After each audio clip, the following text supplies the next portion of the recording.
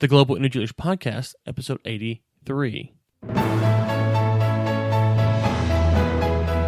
Welcome to the Global Energy Leaders Podcast, powered by R Squared Global.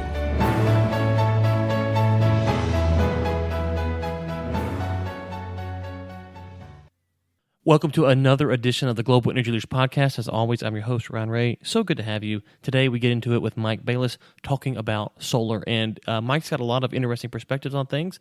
We talk about solar communities and the free market and tax credits and how that's going to work out with solar. A lot of good discussion. Mike is the co-founder and chief sales officer at SUNation Solar Systems, and we will link to his company's website in the show notes. As he says towards the end, be sure to follow, like, share, subscribe, all that good stuff. And if you are going to be at SPI, Mike will be there, which is just coming up here in a few days. We will link to that in the show notes. If you can't get there, well, I think you're going to be missing out. It seems like it's shaping up to be a great conference this year. So, question of the day. What are your thoughts on federal tax credits as they pertain to the solar industry? Should they be extended? Should we stop them? Should they be increased? Let me know. Ryan at globalenergymedia.com. That's Ryan at globalenergymedia.com. And without further ado, here's my conversation with Mike Bailis. Well, Mike, it's great to have you on the show today. How are you doing? I am doing great. Good deal. Well, let's get right into it. One of the things when you think about solar is you think about tax credits. It's one of the topics that always seems to be connected with solar. Kind of give us where we're at with federal tax credits here in the U.S., and is there a fear that maybe we won't get some of the solar work done that people are trying to get done before these tax credits expire? Well, it's a good question, especially since the administration has shifted a little bit. I think the good news is that one of the things that the administration has focused on is jobs. And so I think that the tax credits in and of themselves are relatively safe because they have sustained and grown an industry that's a couple of 100,000 people. And as such, I don't believe that the administration is going to have make any real sense of reducing or eliminating the tax credit program the way it is.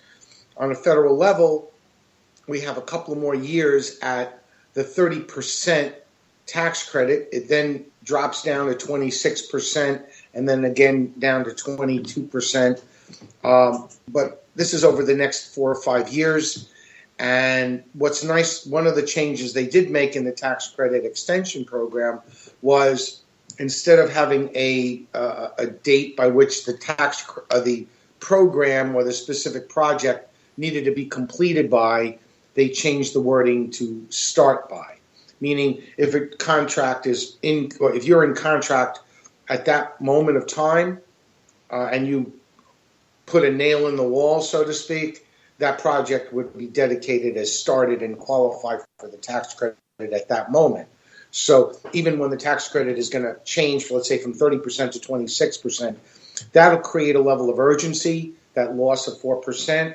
So there'll be a lot of projects in that last 3 or 4 months of that year where it's going to drop down to 20. So it'll happen again at 22%, and then, of course, really happen when it expires in about 4 or 5 years from now. So the question then becomes is that sustainable?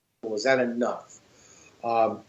My belief is, and I think the entire industry is hopeful, that we reach a point of grid parity, that we do not need federal tax credits as incentives to deploy solar.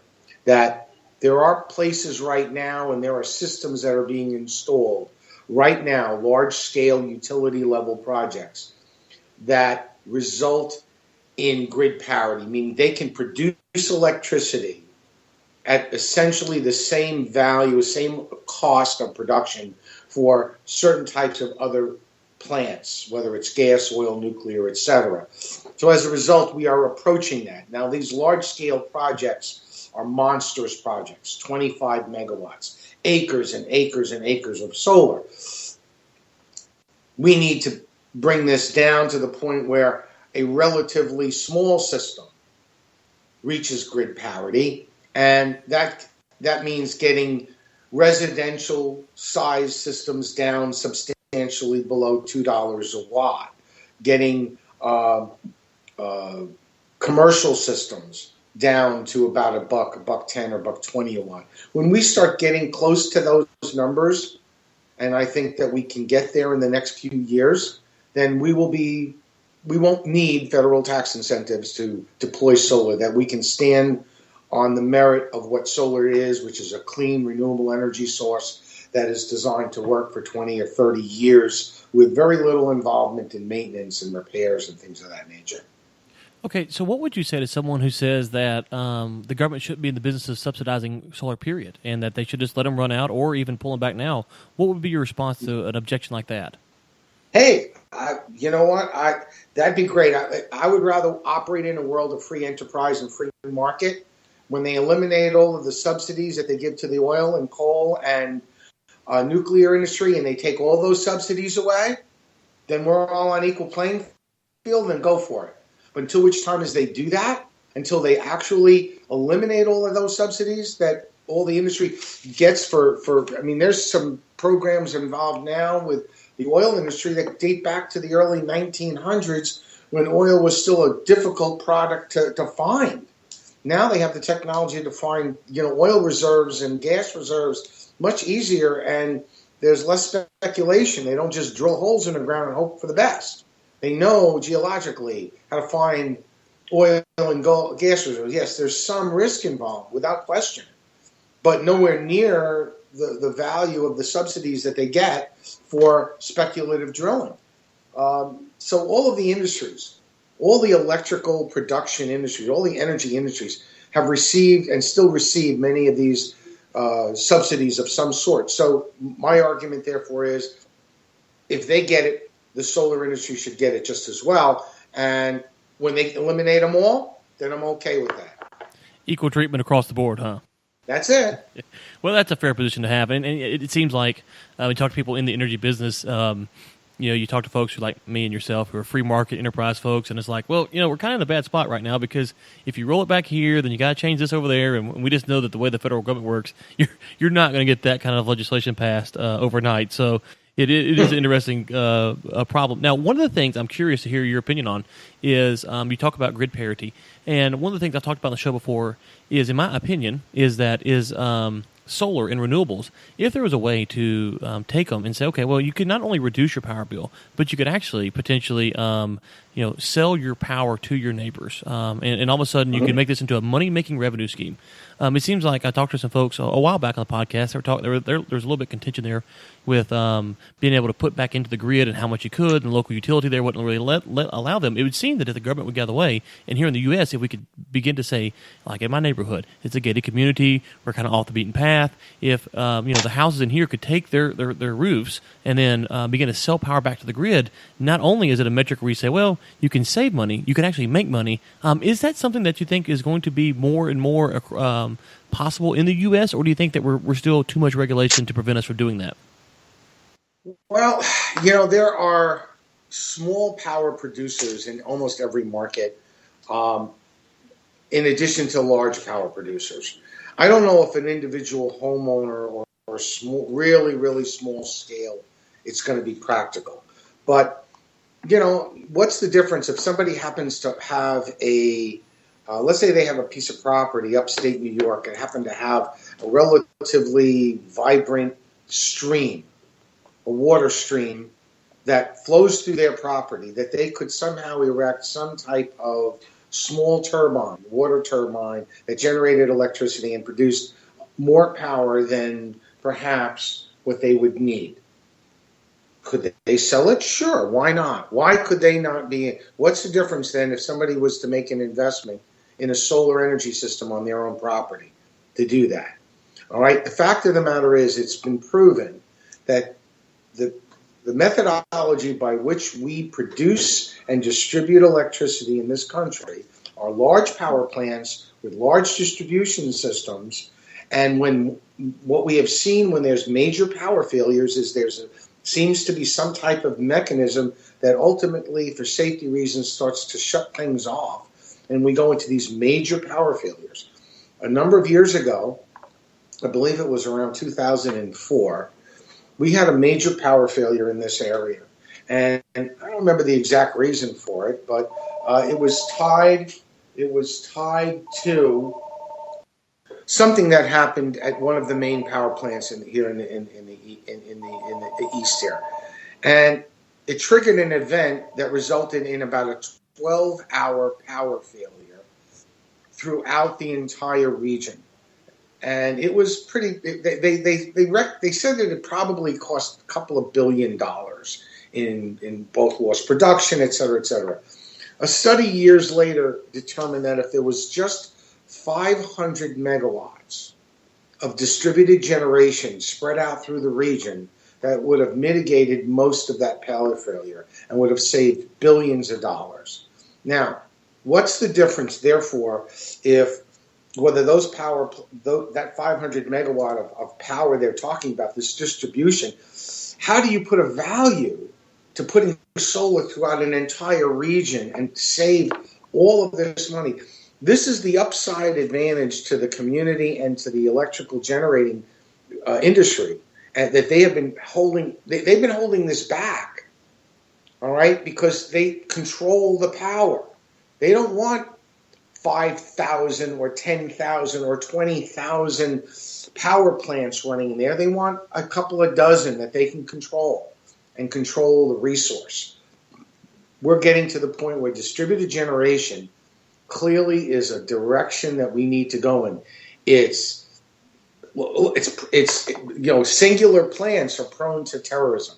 If you have 100 plants in a small region, what are you going to do? Knock out 100? No, highly unlikely. So there's a lot of reasons why you want to start distributing generation throughout an entire region and not have one or two or three large power plants. So solar is part of that reevaluation, so we say, of the grid and making it stronger and more durable and more robust, and it doesn't fail every time there's a major, when there's a major problem on one plant, boom, everything shuts down.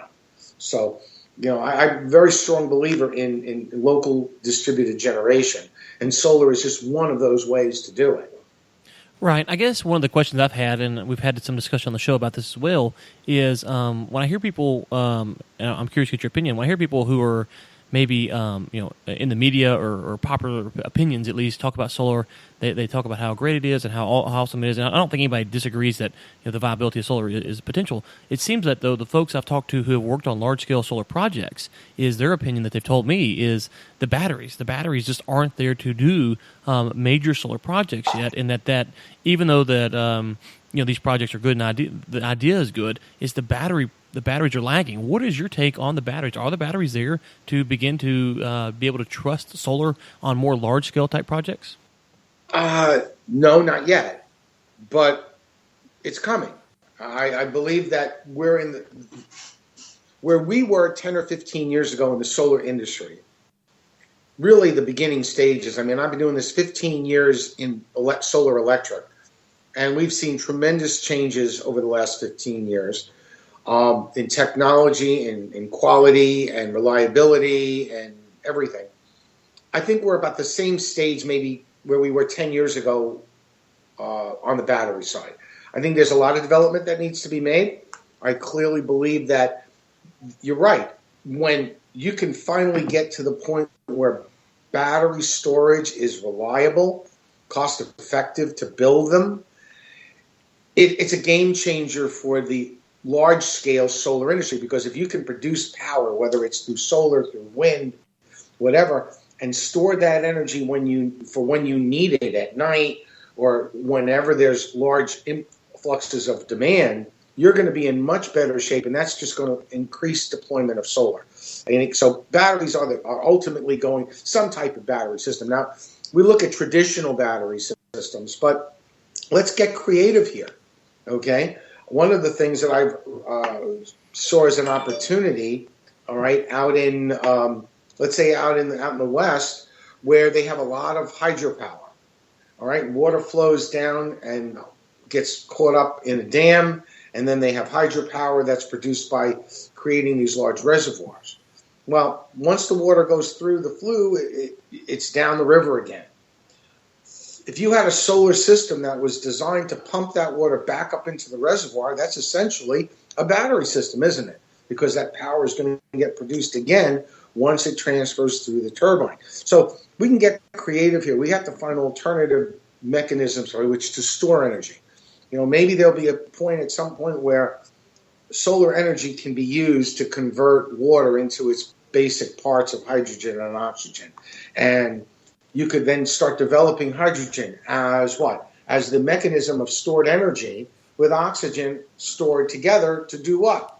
Burn them and make more power. That's stored electrical energy. But again, let's get creative here. Let's come up with mechanisms. This is, I'm far from an engineer or a scientist, but I have basic logic understanding that solar is the ultimate energy source. And it's just a question of when we get to other energy, it's really just years and years away from what solar started somewhere, eons ago.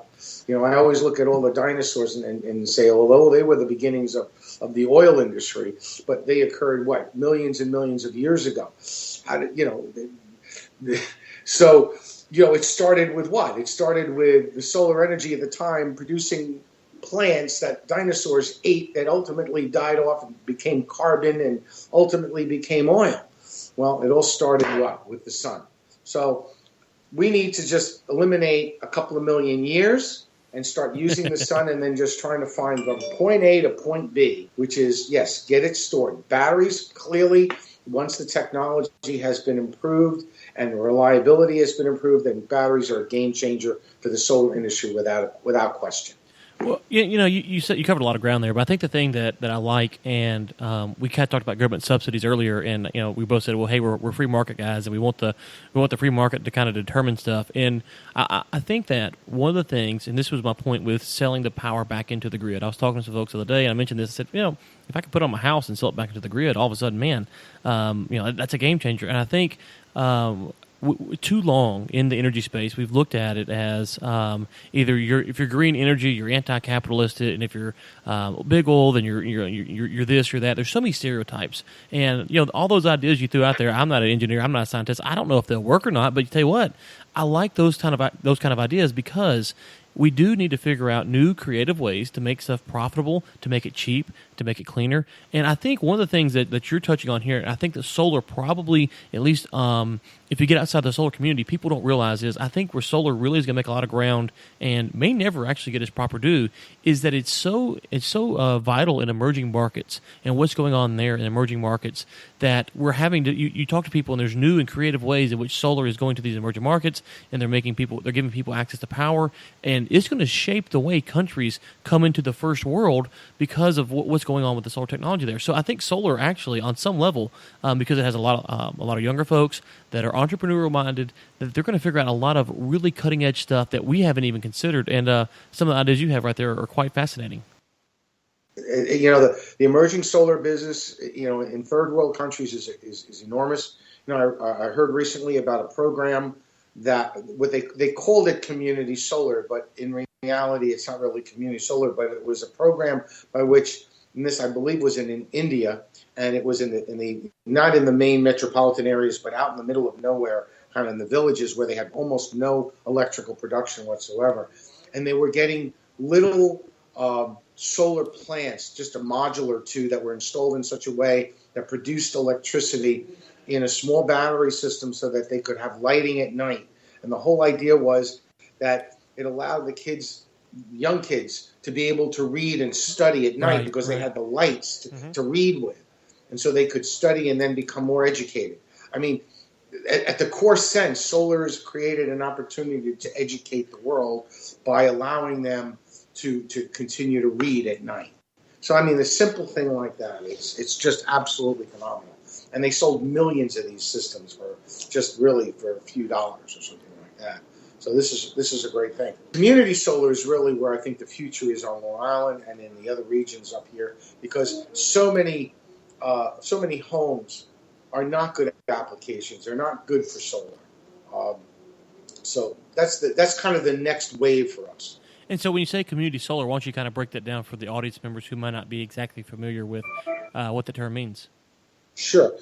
Well, community solar in the truest sense means a group of people, all right, a community, is getting together to purchase and construct a solar array that's going to feed into the grid at one central location, but all of that power gets credited to all of the people within the community in equal shares or however. Now, ideally, that's wonderful, but it's very, very problematic to get this large group of people together and coordinate this and do all that. So it's in our world, the community solar scenario is where we have a single entity that's going to be an owner-operator of a large system. It could be on the rooftop of a commercial building, a couple of 100,000 watts of power. And that couple of 100,000 watts of power is going to be producing power just like a small power plant and feeding that into the grid. But this is where the difference is. There'll be individual subscribers, people that say, I would like to purchase that electricity. And that subscriber would be able to get allocated a percentage. To make it simple, let's suppose you have a system that produced 100,000 kilowatt hours, all right? And you had 100 people and each wanted 1,000 kilowatt hours. They would all equally take a subscription for 1,000. Now, they may normally pay 21 cents a kilowatt hour for that electricity, but now, because it's a solar electric generating plant, the owner-operator, since the fuel's free, can charge a lot less for that electricity, say 16 cents. So the subscriber gets credit for that 1,000 kilowatt hours and saves 5 cents a kilowatt hour. Doesn't have to be connected to their house. They don't have to have a solar system on that. They could live in the middle of the woods. They could have a situation where they're a rental and they don't own the property.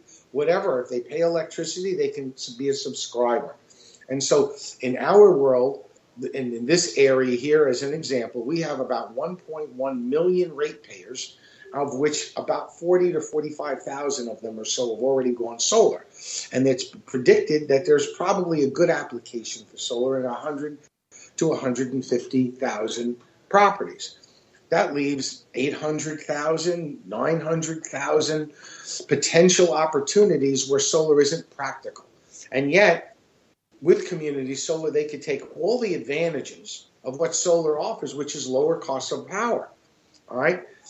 In this area, we may, because of community solar and some of the other renewable programs that are in place, we may not have to build a new power plant in this area to supply electricity to Long Islanders for about another 10 or 15 years. And power plants cost a lot of money. So as a result of that, solar and wind and these other renewable energy sources are now providing enough power to offset any growth that we have, etc. So community solar is the next big real avenue for deployment, because you can deploy large-scale 100 to 300,000 watt systems at a much lower cost per watt installed as you could on an individual homeowner's home by a substantial margin, by as much as 50% less. So as a result of that, you can get more watts on a roof, and typically they're in great areas, no shade, big, large, flat roof. So this community solar program is still just really in its infancy, and we have projects right now that we're working on and hope to have some of the first community solar projects ready to go. We have some people that are already interested in subscribing, because why wouldn't you not want to save 5 cents a kilowatt hour? And you don't even have to put a system on your house to do it. It's a gold mine. It's a gold mine.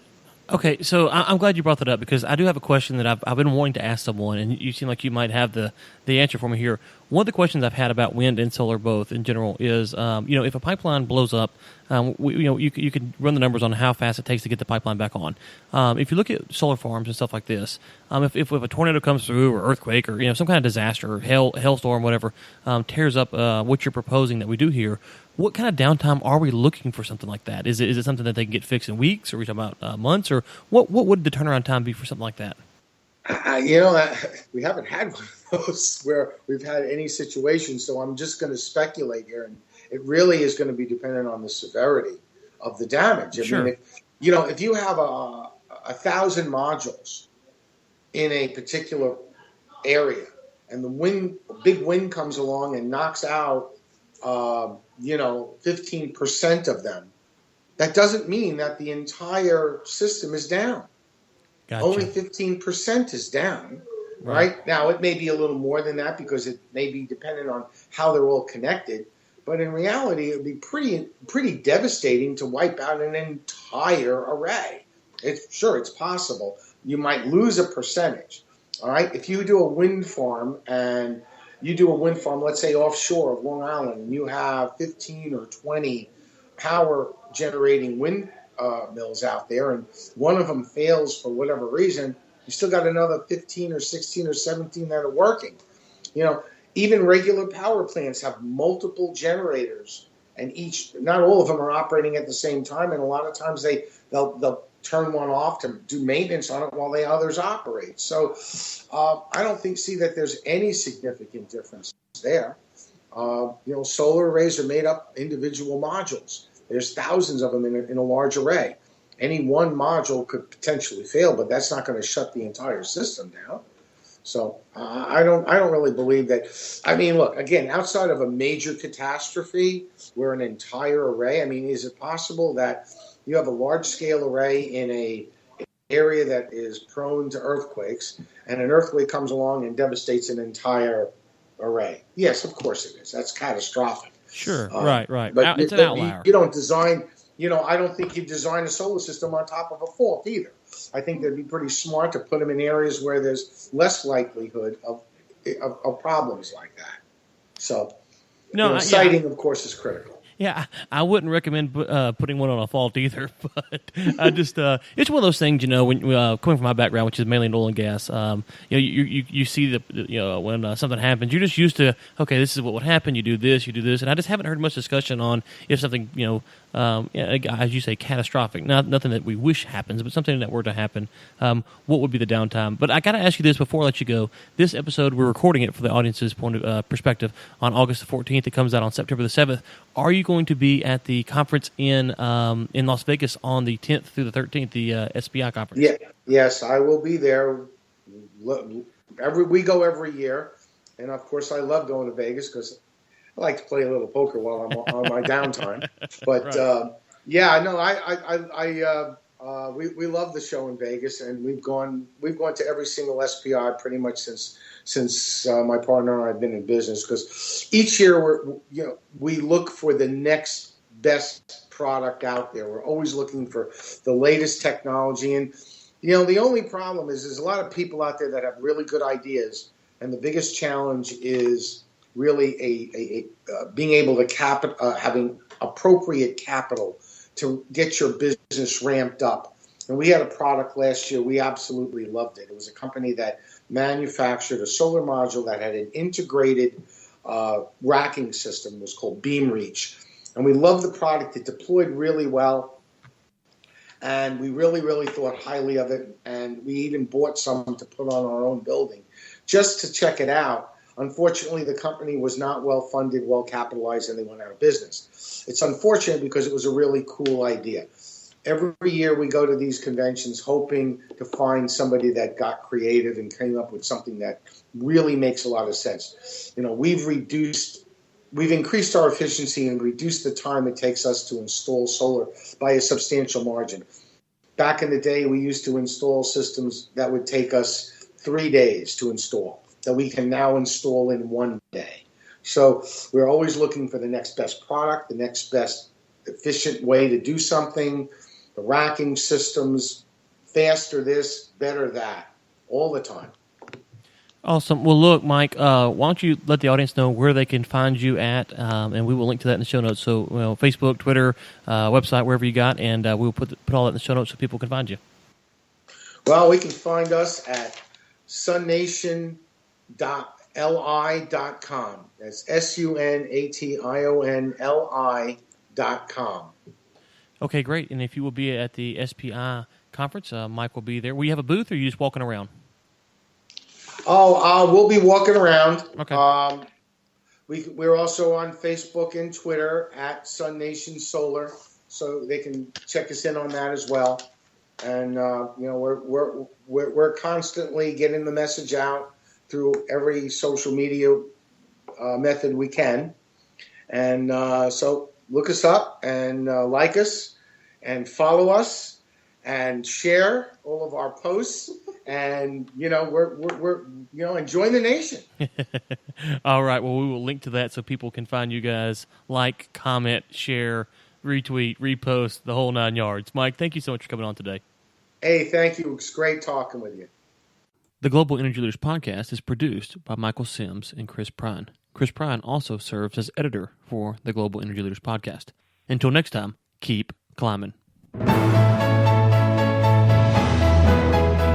Thanks for listening to the Global Energy Leaders podcast, powered by R Squared Global.